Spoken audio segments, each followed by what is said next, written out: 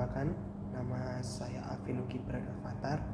Saya dari kelas MAP 11 dengan NIM 411230135 absen 6. Di sini saya akan menjelaskan pengertian hukum dan teori-teori hukum menurut para ahli, dan para ahlinya yaitu Hans Kelsen, Roscoe Pound, dan Jeremy Bentham.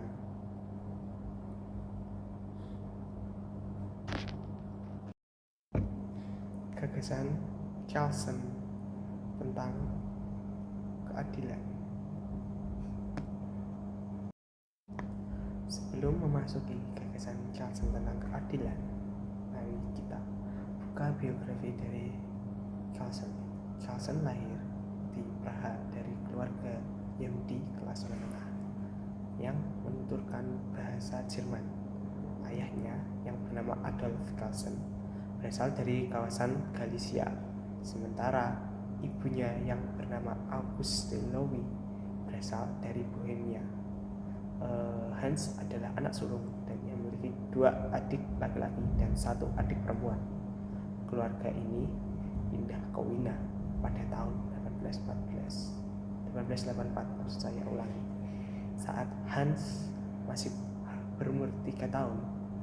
Setelah lulus dari Akademis Gymnasium, Kelsen mengambil program studi hukum di Universitas Wina.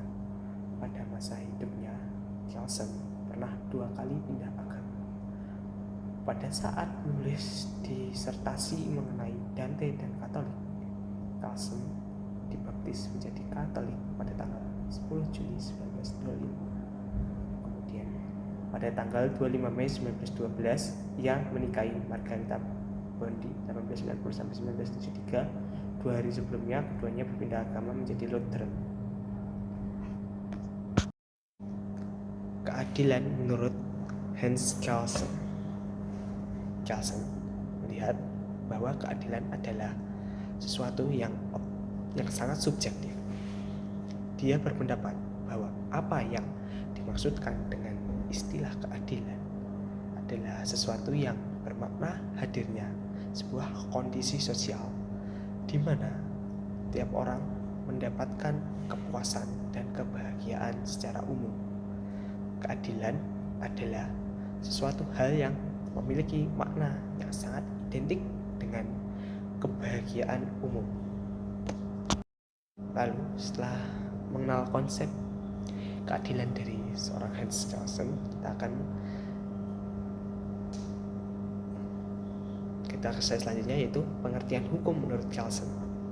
Menurut Kelsen, hukum adalah sesuatu yang sangat berbeda dengan keadilan.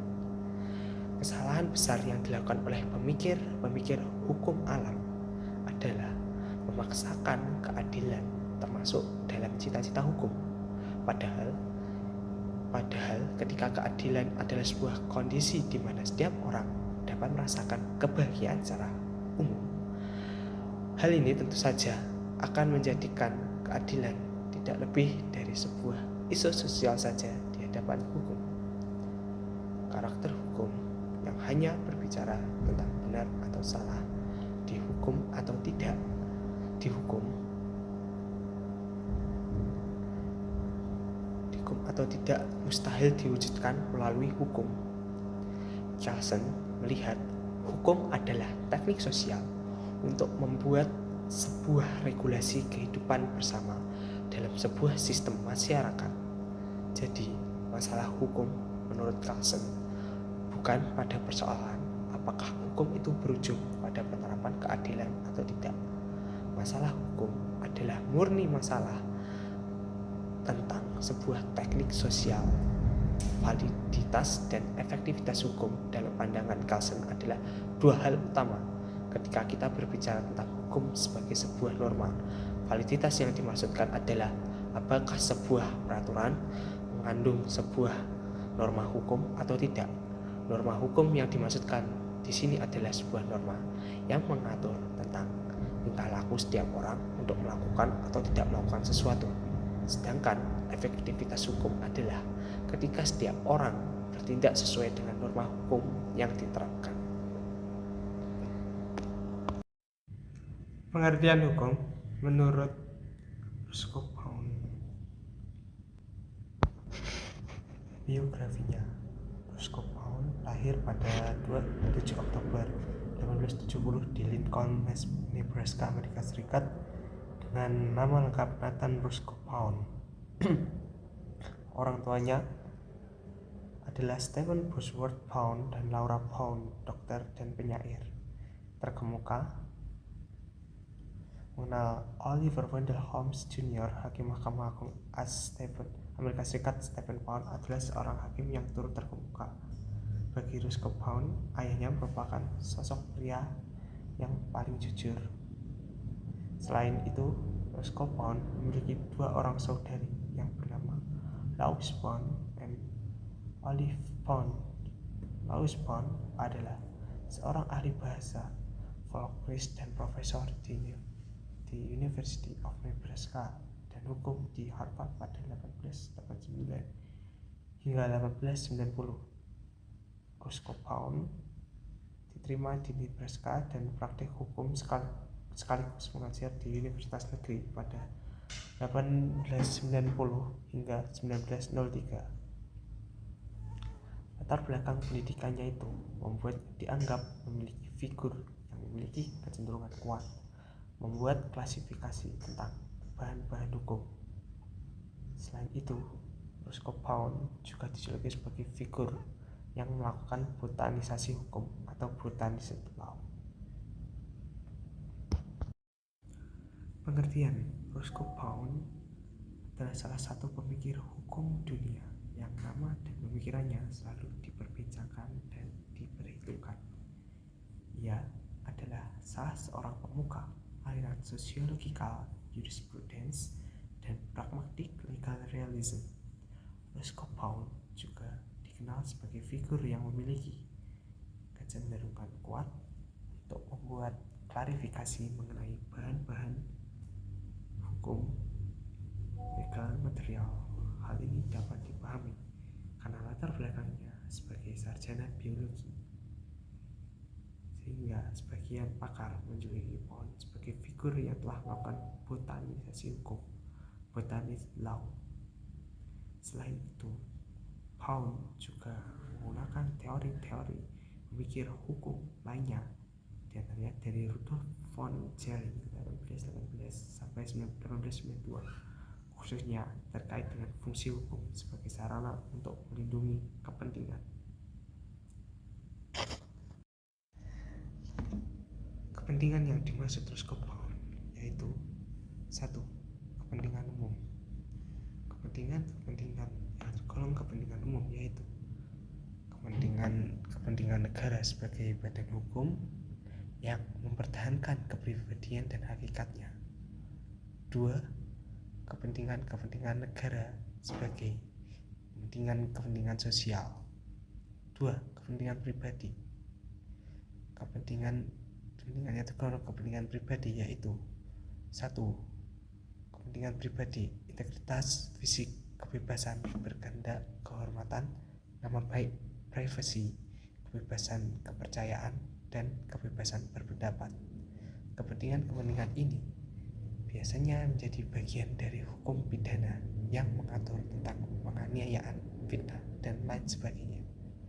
Kepentingan dalam hubungan rumah tangga, domestik, orang tua, anak, suami, istri. Kepentingan ini meliputi soal-soal perlindungan hukum atas perkawinan, hubungan suami istri, hak orang tua dengan anak. 3. Kepentingan substansi meliputi kepentingan hak milik, kebebasan menyelesaikan warisan, kebebasan berkontrak, dan hak untuk berhubungan dengan orang lain.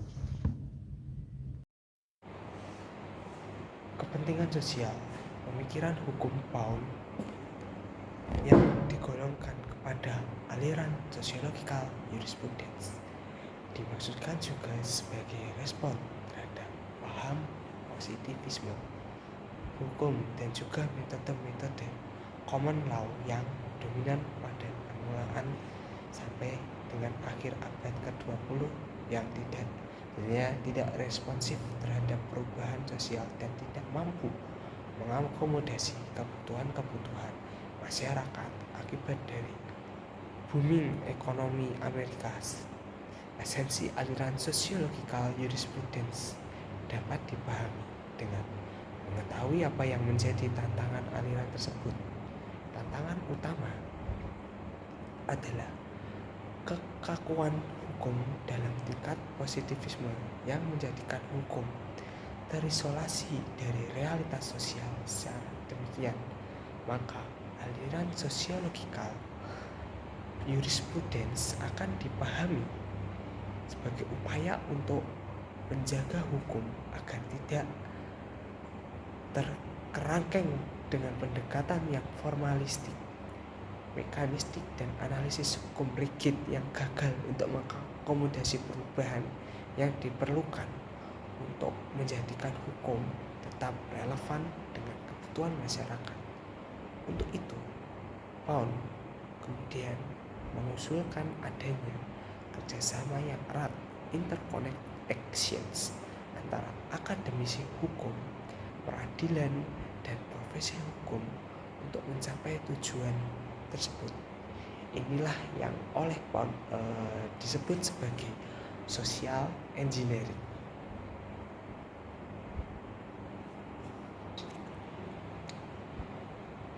Conclusion.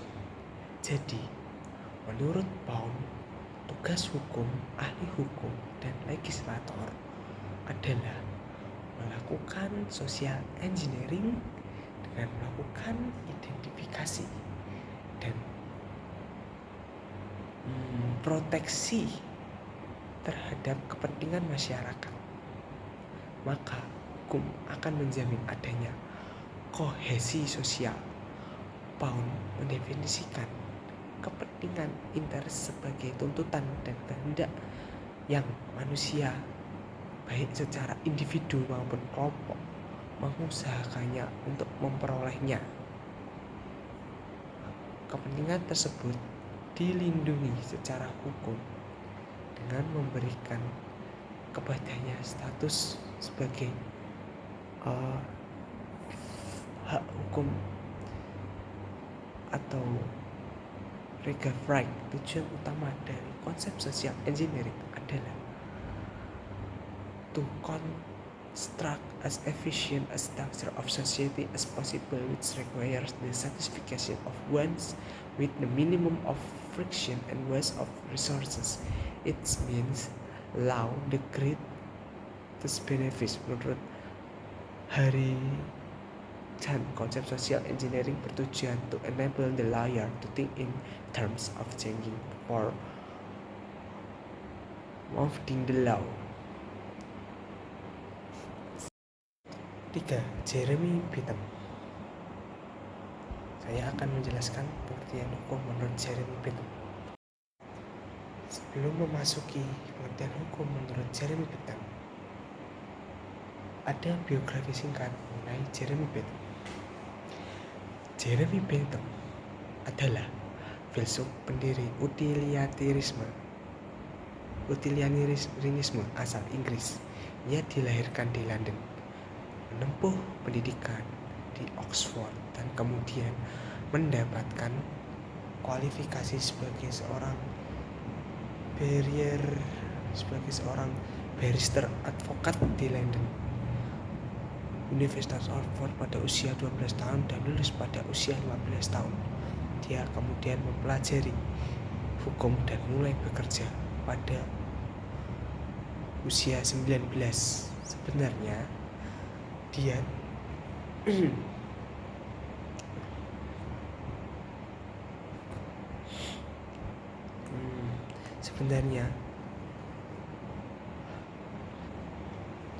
dia kemudian mempelajari hukum dan mulai bekerja pada usia 19. Sebenarnya dia tidak pernah membuka kantor hukum karena sejak awal dia terlibat dalam reformasi sistem hukum Inggris yang dia rasa sulit dipraktekkan dan aneh, baik dalam hal teorinya maupun prosedurnya, serta tidak manusiawi dan tidak adil. Praktek ketidakadilan sosial membuat Bentham sebagai seorang mahasiswa hukum sangat berminat terhadap berbagai persoalan yang berkaitan dengan moralitas publik. Ia banyak menulis tentang permasalahan etika, politik, dan hukum dalam rentang usianya yang cukup panjang. Bentham selalu bersemangat untuk menerapkan ide-ide praktisnya. Ia menjadi pemimpin dari sebuah kelompok yang dikenal sebagai para radikal filosofis, philosophical radicals, yang menjadi ujung tombak dari gerakan reformasi liberal. Gerakan ini banyak menyoroti persoalan seputar pendidikan, hukum tentang aktivitas sosial, korupsi dalam institusi publik, penyensoran, dan pengelolaan penjara. Prinsip-prinsip dasar ajaran dapat dijelaskan sebagai berikut. Tujuan hukum adalah hukum dapat meyakinkan kebahagiaan kepada individu-individu, barulah kepada orang banyak. The greatest happiness of the greatest number, kebahagiaan yang sebesar-besarnya dari sebanyak-banyaknya orang. Prinsip ini harus diterapkan secara kuantitatif karena kualitas kesenangan selalu sama. Untuk mewujudkan kebahagiaan individu dan masyarakat, maka perundang-undangan harus mencapai 4 tujuan. 1. To provide subsistence, untuk memberi nafkah hidup. To provide abundance, untuk memberikan nafkah makanan melimpah. To provide security, untuk memberikan perlindungan. Dan 4. To attain equity, untuk mencapai persamaan. Undang-undang yang banyak memberikan kebahagiaan pada bagian terbesar masyarakat akan dinilai sebagai undang-undang yang baik. Lebih lanjut, Bentham berpendapat bahwa keberadaan negara dan hukum semata-mata sebagai alat untuk mencapai manfaat yang hakiki, yaitu kebahagiaan mayoritas masyarakat. Dalam ajaran Bentham yang sifat individualis ini tetap memperhatikan kepentingan banyak orang agar kepentingan individu yang satu dengan individu yang lain tidak bertabrakan, maka harus dibatasi, tidak terjadi homo homini lupus. Menurut Bentham, agar tiap-tiap individu memiliki sikap empati kepada individu lainnya, sehingga akan tercipta kebahagiaan individu dan kebahagiaan masyarakat akan terwujud. Bentham menyebutkan the aim of law is the greatest for the greatest number. Beberapa pemikiran penting Bentham juga dapat ditunjuk seperti pemikiran Bentham adalah hedonisme kuantitatif, yakni paham yang dianut orang-orang yang mencari kesenangan semata-mata secara kuantitatif. Kesenangan bersifat jasmaniah dan berdasarkan penginderaan.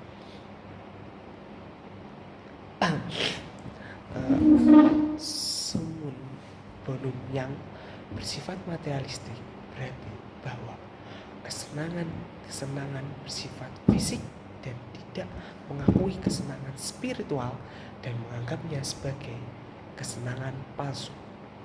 Kalkulus hedonistik kalkulus, bahwa kesenangan dapat diukur atau dinilai dengan tujuan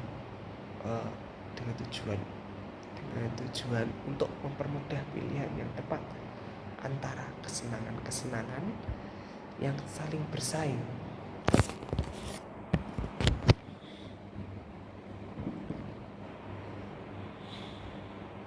Seseorang dapat memilih kesenangan dengan jalan menggunakan kalkulus hedonistik sebagai dasar keputusannya. Adapun kriteria kalkulus yakni intensitas dan tingkat kekuatan kesenangan. Lamanya berjalan kesenangan itu kepastian dan ketidakpastian yang merupakan jaminan kesenangan, keakraban dan jauh dekatnya kesenangan dengan waktu. Kemungkinan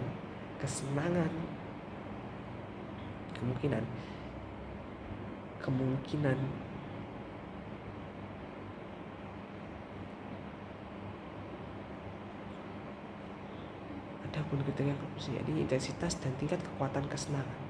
Lamanya berjalan kesenangan itu kepastian dan ketidakpastian yang merupakan jaminan kesenangan, keakraban dan jauh dekatnya kesenangan dengan waktu. Kemungkinan kesenangan akan mengakibatkan adanya kesenangan tambahan.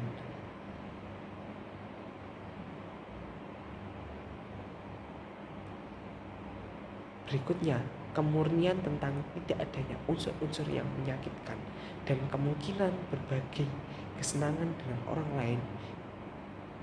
Untuk itu, ada sanksi yang harus ada dan akan diterapkan untuk menjamin agar orang tidak melampaui batas dalam mencapai kesenangan, yaitu sanksi fisik, sanksi politik, sanksi moral atau sanksi umum, dan sanksi agama atau sanksi kerohanian.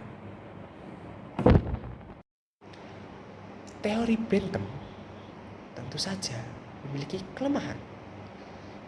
Pertama, rasionalitas yang abstrak dan doktriner yang mencegah melihat orang sebagai keseluruhan yang kompleks, sebagai campuran materialisme dan idealisme, bangsawan dan golongan rendah egoisme yang menyebabkan Bentham melebih-lebihkan kekuasaan, membuat undang-undang dan meremehkan perlunya mengindividualisasikan kebijakan dan keluasan dalam penerapan hukum.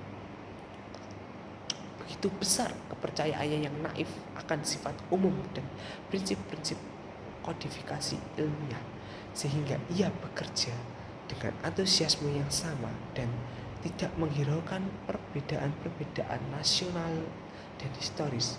Kedua adalah akibat kegagalan Bentham untuk mengembangkan dengan jelas konsepsinya sendiri mengenai keseimbangan antara kepentingan individu dan kepentingan masyarakat. Bentham percaya bahwa kepentingan-kepentingan yang tak terbatas dari individu-individu yang sangat luar biasa banyaknya secara otomatis berakibat bagi kepentingan-kepentingan masyarakat. Tapi Bentham tidak menjelaskan mengapa demikian.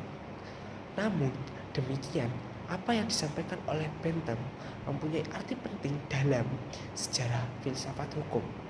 Bentham menghubungkan dasar pemikiran filsafat dengan dalil-dalil hukum praktis, meletakkan individualisme atas dasar materialis, baru menghubungkan hak-hak individu yang tahu diri dan menempatkannya di bawah kebahagiaan sejumlah besar individu dengan tuntutan yang sama yang hidup dalam masyarakat, mengarahkan tujuan-tujuan hukum pada tujuan-tujuan sosial praktis, bukannya pada dalil-dalil yang abstrak, meletakkan dasar hukum untuk kecenderungan realitas baru dalam ilmu hukum yang di kemudian hari disebut sebagai hukum sosiologis, dan menghubungkannya hukum dengan tujuan sosial yang pasti dan keseimbangan dari berbagai kepentingan, memandang jaminan keamanan sebagai objek hukum yang penting, sebagai fungsi yang dikembangkan untuk menghiraukan orang-orang lain.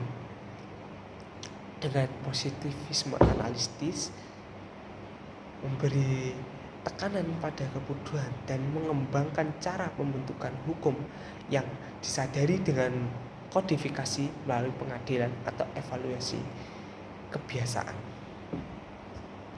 Baik, teman-teman, terima kasih atas perhatiannya terhadap video saya tentang teori-teori atau pengertian hukum menurut para ahli, yaitu Hans Kelsen, Roscoe Pound, dan Jeremy Bentham. Terima kasih atas waktunya, and see ya kapan-kapan lagi.